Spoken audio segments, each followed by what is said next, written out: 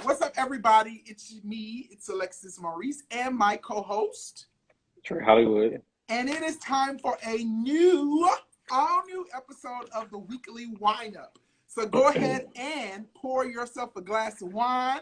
I'm not drinking tonight because I'm at work or whatever, but I got me some water. I got a story about my wine. What are you drinking tonight, Trey? So I'm drinking a wine that was actually gifted to me by one of my followers that watches the show. All right. I actually met him this past weekend. Okay. And he told me he wanted me to try a wine that he liked because I mentioned my wine that I like. I've never tried it before. Maybe you have. It's called I think we might have actually drank this before. Like Apothic Red. Yes, Trey. We've had Apothic Red before. I can't remember, but wasn't it bigger than this? No, Apothic doesn't come in big bottles like that. No. Shit, I remember we drank a lot of wine. So that is the wine. I won't say his name, but thank you if you're watching tonight for the wine. I'm gonna try it out again, I guess. Oh yes, hallelujah, Dion. God turned water into wine, and He would do it for me. Evie, I shot on mine. Oh, glory Jesus to God. Christ. Hiya. Yes, Lord. Okay. All right. Apothic Red is definitely some good wine or whatever. So go ahead and pour yourself a glass of wine. You guys comment below and tell us what you're drinking tonight. If you're drinking wine or if you're drinking liquor, whatever you're drinking or whatever. Ladies, put on some lipstick, pull up a chair because we're about to talk about some things. What did you call this episode, Trey, when we were kind of doing pre-production stuff? What did you say? I said, shit. What did I say? You called it the consequences of choices that men make. The actions. Men and the actions that break them. Okay. Yeah, so there's a lot of interesting stories that are going on right now on social media, and tonight we're going to talk about them or whatever. I have an opinion. Trey have an opinion. Of course, you guys are going to have opinions. So we ask that you share it and that you be respectful because some of these topics may be a little sensitive for some people, just depending on your background and your life experiences. All right. So some people say they are drinking Liberty Creek Sweet Red. Okay. So that's a sweet wine. Okay. So the first topic that we're going to talk about tonight is the story of the Baltimore Man killing himself and killing his ex-girlfriend and ex-wife. Now, for those of you who don't know about it, and before we begin, all of the stories that we're talking about tonight can be found on the Wine-Up's Instagram page and Facebook page. So go over to Instagram, _Wine-Up, follow us and all of the videos. Everything that we're talking about today, you can actually go back and watch it there. But there's a story of a man that was in Baltimore, Maryland, that went and murdered both his ex-girlfriend, who was pregnant, and he murdered his ex-wife, and she was the mother of his children as well. Basically, he said that they were having issues with co-parenting. They were in the midst of a very nasty custody battle. He had been dealing with depression and mental health, and there was also accusations of molestation. His wife basically accused him of molestation. I guess, everything got so hard on him, and he was up under so much pressure, with him saying that, she had been playing with his family and playing with his feelings and emotions. He started dating his girlfriend, and then they got into an altercation, or they got into, fights, which then led to her, accusing him or saying that she's going to do the same thing that his wife was actually going to do. And he became so fed up and overwhelmed that he murdered both of them. He shot his ex-girlfriend in the head, drove over to his ex-wife's house and shot her and killed her while their children were in the car. Now, the children were not harmed. They did not see any of the altercation, but these kids are now without a parent. Trey, when you heard about this story, how did it make you feel? What were your first thoughts? So, two of the topics that we're discussing tonight made me emotional. This being one of them. When I read the story and when I watched the video, it really made me emotional for a lot of reasons. For one, mental health is really something that is so important that I don't think a lot of people understand how it can affect people and where it can put you in a state of mind. I was also upset just from responses that I saw from people on social media. We covered this before, how social media can be corrupt. I think that the bigger thing here is that with him going on live and him doing this and being active in that moment, there were people in that live that knew him personally, as he stood outside of his ex-wife's home, preparing to go kill her. There was nobody on that live that said, you know what, don't do this. There was nobody that said stop. Do you think he would have stopped or had people said that? Because I honestly don't think, when he took off running, because you'll see in the video, as he was talking, the ex-wife became in camera shot, and he said, "Oh, there's my ex-wife right now," and he ran after her. Yeah. And he said, "Oh, today is your day," and then it cut off after that. But we don't know. We can think and hope that if somebody was to say, "Don't do this," that it will trigger something to say, you know what, maybe you're right. Maybe I need to think about it. Maybe I'm being harsh. But in his mind, he was already thinking, I can't go to prison. I can't do time. So everybody got to die, including myself. So I was really pissed. And then I saw something on Twitter where it was a girl who said she know him. And y'all have to stop playing with people's emotions and, and all this kind of stuff. So she was blaming it on other people because the mothers didn't want him to see the children. Now this guy, he was an educated, man or whatever, had a good job. I think he was a nurse, or he was a nurse anesthesiologist, or he was something or whatever. So he wasn't someone who, had a checkered past or whatever the case may be. He seemed to be, in his right mind. But he was just struggling or whatever. He was just struggling mentally, and he was exhausted. And my question to you is there a thing as sometimes of, too much, like you can't take too much? I don't agree with him killing both of those women. I definitely don't agree with that, because that wasn't the way to go.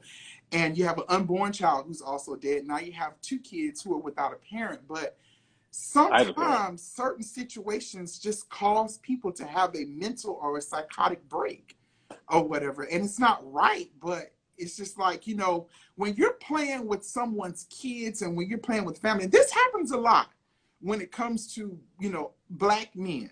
I will say this. I believe this happens a lot, where sometimes there are some women who use children as weapons because of maybe things just didn't work out between her and or the father.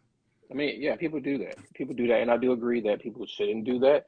I think I've actually been one of the ones who's been very vocal that from even when a judge ruling on a mother being able to get so much for child support or being able to not be able to see the child, I'm very big on that. But I don't think that his mental, and I'm not going to say, okay, he was he had a good job or the case, because that doesn't even mean shit. You can have all those things, but in your mind, backward, you're thinking about all the shit that's going on, which is why I say mental health is so important. I'm pretty pissed that no one has said, like Rasan even said, did anybody call him? Like, somebody should have called him. Like, he even said while he was doing the live, hey, you know what I've been going through. You know what's going on. Then why the fuck did that person go ahead and pick up the phone and call him? Get off the live and call him. Like, that type of shit upsets me. But, I mean, you can call someone, you can text them when they're in that moment. But to me, what I saw a man who had made up his mind what he was going to do. And I mean, of course, he already killed his ex-girlfriend or his girlfriend. Yeah. He had to go through with it. But what I'm saying is that no one did. The point is, people could have tried to call him when he was on live. That video would have paused. That video never paused. That's true. Know the video would have paused, and it did not pause. Right. And this kind of leads into another story, or what we're going to talk about them simultaneously. Former NFL running back Stacy. Now, if you guys remember, there was a viral video that went viral, I think maybe November or October earlier, a couple of months ago, where this man brutally attacked his baby mama in front of their infant. So you can see in the video, and like I said, all of these videos, you can find them on the Wineups page, _Wineup on Instagram, where there's some type of, altercation between them, and then he hauls off and hits her and punches her. She falls to the ground. He then picks her up and slings her into the television or whatever the case may be, and then he went over and grabbed something like he was going to punch her again, and he beat this woman's ass. Like, he beat her ass hands down. And when I saw it, I was just like, bitch, the Beyonce elevator, interaction ain't got shit on this. Ain't got nothing on this. Solange ain't got nothing on this. Ain't got nothing on it. So when I saw it, I was like, damn, what the hell did she do to warrant him beating her the way that she did? Now, the reason this is coming up again is because now he's claiming that she provoked him. She provoked him to come over to the house and beat her ass like he did. Now, I don't agree with, I'm not a fan of domestic violence. But you did say a couple weeks ago, the women be making people men hit. You the one that said it. Sometimes you got to knock people out. Like, you got to slap the shit out of them. What you're telling me is the TV. What you're telling me is the TV was sitting there looking like, what I had to do with this? Why I had to be in the middle of this shit? Listen, the TV had nothing to do with it. But he beat her ass. And on top of that, he did it in front of the kids. So now he's saying that that she provoked him. She was, one, having an affair with his ex-teammate / financial advisor. And that she was upset because he no longer wanted to be with her. He moved to Florida because she gave birth to their child. Daryl talking about the TV saying, why am I in it? Right. I'm just sitting here all day, every day. Running. You know what I'm saying? And also people are having an issue because the arrest video is now been released and people are saying that the cops basically consoled him. What was your reaction when you first saw that video a couple of months ago, Trey? Lock him the fuck up. Lock him up? Lock him the fuck up. You know how I feel about men putting their hands on women. It's a no-no to me. In my book, it's a no-no. I don't think that there's any situation. Well, I'll take that back. I don't think there's any primary situation where a man should be putting his hand on a female. Child, there may be a primary, there may be a secondary, no, there may be a thirdary too. Oh, whatever. I said if some women are jumping my sister, I'm jumping in it. And I'm going to put my hands on them. But in that particular situation, I don't think that a man should, especially when you're larger than him. And then when the baby's sitting there. And then when you have this career. Well, you ain't really got a career no more because he's retired. Yeah. But I've always said that I don't believe in men putting their hands on women. And then how he did it. Not only did he just throw her into the TV and maybe just walk away. He went back. He hit her multiple times in front of the child. The child was literally right there on the couch when he smacked her. Lock that motherfucker up. Lock him. You want to get somebody 110 years? Throw the away the key. But Trey, okay, let's be real. Nope. Let's be real now. It was too much. It was too much. It ain't right. But we always don't know the circumstances. One of the things that we heard him say, again, y'all, I'm not saying that we need to be knocking women out or we need to be slapping them or whatever the case may be. But you ain't never been to a point where somebody just piss you off and you just want to beat the shit out of them. Like, seriously. Yeah, it was a man and I still ain't beat the shit out of him. Right. And she was, she was not, he's like 17 times bigger than her. I don't know. Oh my God, that situation when I saw it, Maurice, you just love to wake up. You just love to wake up and choose violence. And if the table need to be shook, you want the table to be shook, and you want the TV to be involved. But there was a baby sitting right there in front of that damn whole situation. He not only hit this woman once, he not only just slapped her and walked away. He threw her to the TV. He dragged her hit her on the floor. No, lock his ass up. Don't try to come up with no excuses talking about how she set it up. Yeah. Thank you, Trey, because that's a good question. She set it up. She set him up. I'm like, how the hell did she set you up to bring your ass over there and knock her and sling her around like she a goddamn rag doll or something like that? That was just weird to me. That must have been somebody controlling it with a PS5 controller and had them pushing buttons and bitches just went to swinging and shit. Child, that's what bitches gonna be doing in the metaverse. The metaverse with Facebook, bitch. you know, if you don't want to fight nobody real hand, get a phone, get an app, bitch. You can just slap bitches all on Facebook or whatever, Instagram. You can virtually punch their ass, chop them in their throat, or whatever the case may be. I mean, it was convenient. It was convenient that the camera happened to be right there over the situation. It was convenient, but don't tell me that she set this thing up, because it was not a scheme that Ty set up to get your ass locked up. Yeah, you put that on yourself. But do you think sometimes that, you know, not just women, but with men, people sometimes do things to provoke people, to try to get a reaction out of them because they want them to get in trouble, or they want to see them fail. Trey, there are people. No, I'm about to answer your question. I'm gonna tell you. There are people out here who really want to see people fail. I have residents who push me to that, who want to see me fail. Be trying to call HR, be trying to call corporate. But you know what corporate do? Corporate call me, ask me what happened, and like, okay, well, if you just want to follow with the resident, you follow the resident. Yes, I get it. People do push Sometimes you ain't got time. Sometimes you ain't got time for that. You just want to knock a bitch out, whether they're a man or a woman. I don't agree again with hitting women, but sometimes all that talking, like we can do all that.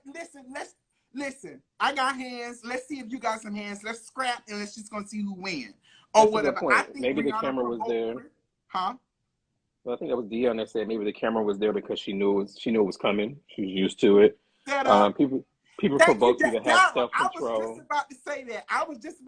I do believe Rihanna did provoke Chris Brown too. He said, "Can you provoke Kenya?" Nah. No, Kenya provoked Portia. That's why Portia dragged her ass. But that's right. So sometimes, you know, you just got to reach out. You gotta reach out. You gotta touch people. But that's different, though. That's different. So long as it's man on man or woman, it's fine. Yes, you don't put your hand on no woman like that. You gotta have self-control. The moral of the story is I've had self-control when it came to me in relationships, and I done told you. We don't talk about it on your ass got beat before too. You should have fought that ass back. But listen, I ain't trying to put what Trey did not do was get beat. I ain't trying to put your business out there, but people do things to provoke people, and there are people out here who prey on the failure of other people. They set them up all the time, Trey. They do. But he already failed. He failed already. I mean, his career, if you go look up his career, it wasn't really that successful. He got drafted at like 160. He was traded from the Rams to the Jets, and then he retired from the Jets. His career was probably only a couple of years. He had a career. We do know that he was up in he just got released from rehab. He was in rehab for something, you know, at some particular point in time. It's probably something mental. To all these men mentally, mental. We got to be stronger, man. We got to be stronger. We got to uphold each other. We got to lift each other up and all that good stuff like that. All right, so let's talk about this next story. This next story is where a truck driver was sentenced to 110 years in prison for a Colorado wreck that killed 4 people in 2019. I can't enunciate his name. It's Rajil Aguilera Medros. He was 26 years old or whatever, but he was driving a semi-tractor trailer, 85 miles per hour. The brakes failed. He tried to pull over to the shoulder or whatever to avoid the collision or crashing into other cars because there was another wreck that was going on. Traffic was stopped, but his brakes failed. There was another truck in the shoulder, so he basically almost had no choice but to crash directly into, you know, all of those people, and that ended up causing a 28 car pileup. 4 people died. The fire. I didn't even know this happened, but you know, I didn't. Once he got sentenced, I was like, oh my God, like, you know, all those people, the big crash. But the big controversy is, should he have been sentenced to 110 years in prison? Now, the reason why he was sentenced to 110 years in prison is because there's a state mandatory maximum minimum or whatever for each of the crimes, and he has to serve them consecutively. So every charge that he had, which was Colorado resigned, was in Colorado, 24 charges, including vehicular homicide, he has to serve for each of those charges. He has to serve time just back to back. 110 years or whatever. So, do you think the punishment fits the crime? This was the other story that made me emotional because this young man, this happened when he was 24 years old. He is now 26 years old. And what you're telling me is you think this man is going to live 136 years old.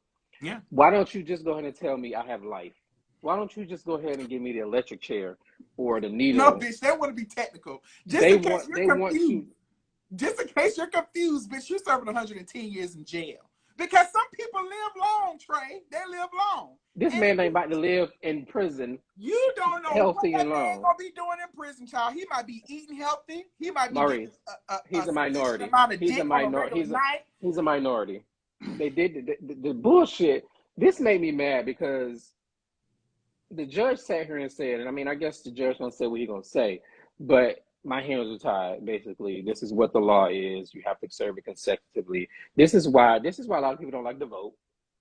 This is why a lot of people don't like. But this is why people should vote. This is the exact reason why people should vote. I was getting there. But I just feel like this is them. They're shitting on him. What? Good behavior, he'll get on the AB. I'm dead. I am dead. Maybe 79. Maybe 79. Who knows? But I just really think it's really excessive, and I think it's really just doing the most. Yeah. I would not want to sit there for 110 years. I would honestly say, go ahead and give me the needle. Go ahead and give me the electric chair.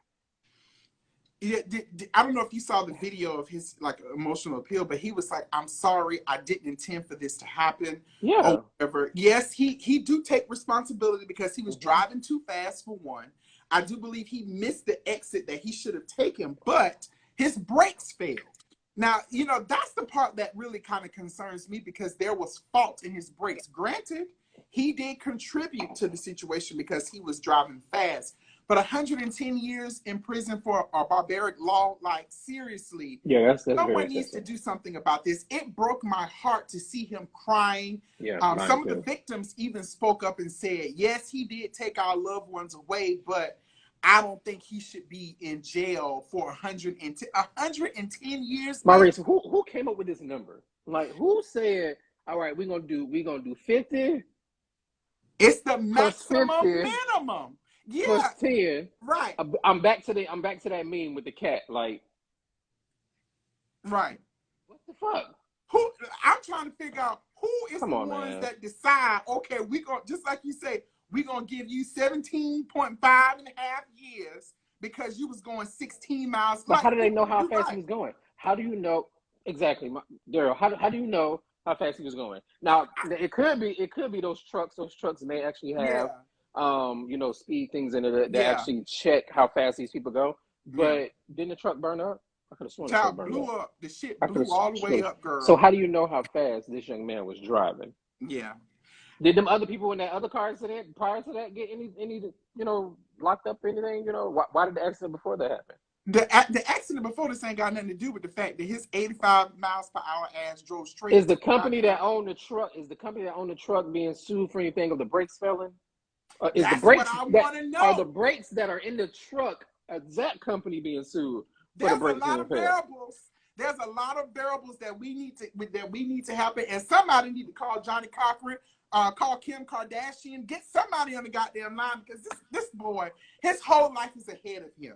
Call Phaedra Park. Phaedra Park. Phaedra ain't gonna win shit, child. Phaedra win cases. He's still gonna be locked up. The matter of fact, you call Phaedra, they're gonna make him serve his whole sentence of 110 years. Ain't no early release, bitch. You ain't getting out for nothing. Or whatever. Hell no. That's sad though. My heart goes out to him. His lawyer said they are going to move forward with appealing. And they should. With the appeals. I'm gonna sign a petition. There's a petition. I'll sign it. Yeah. I got like 4 different names. I'll put all 4 of them motherfuckers down. Everybody in Colorado, y'all asses need to get out and vote so y'all can get these laws off the books. There's a lot of laws on the books that are very bad and that's crazy or whatever the case may be. But poor guy. I really hate that for him. And not only him, but the victims as well, too. All right, so let's move on to our last story of the night, which is something Trey want to talk about. Trey, what's going on with Benzino, child? What's no neck. Benzino? He had a neck surgery that What, they put a neck on? It was a neck transplant? He decided to get a neck surgery that helped him feel that he needs to vocalize how he felt about another African American got a neck transplant rapper. Yeah. So Benzino, a lot of people may not know him. It's okay if you don't. But some people may know him because he was on a reality show. Which reality show was that? Love it. It doesn't even matter because that show's away. I can't wait. However, Benzino was interviewed recently. I'm fat. I got a little neck though. You got neck? Can you see my neck a little bit? Yeah, I see. Now when I look, bitch, I ain't got no neck now. But look, my neck gone. He ain't got no neck. My neck here. My neck gone again. Oh God. I'm so done with you. You better get into it, bitch. Give him neck, Maurice. Give him neck. Give him, bitch. I'm serving neck. Neck realness. Yes, bitch. The house of nectar. Tell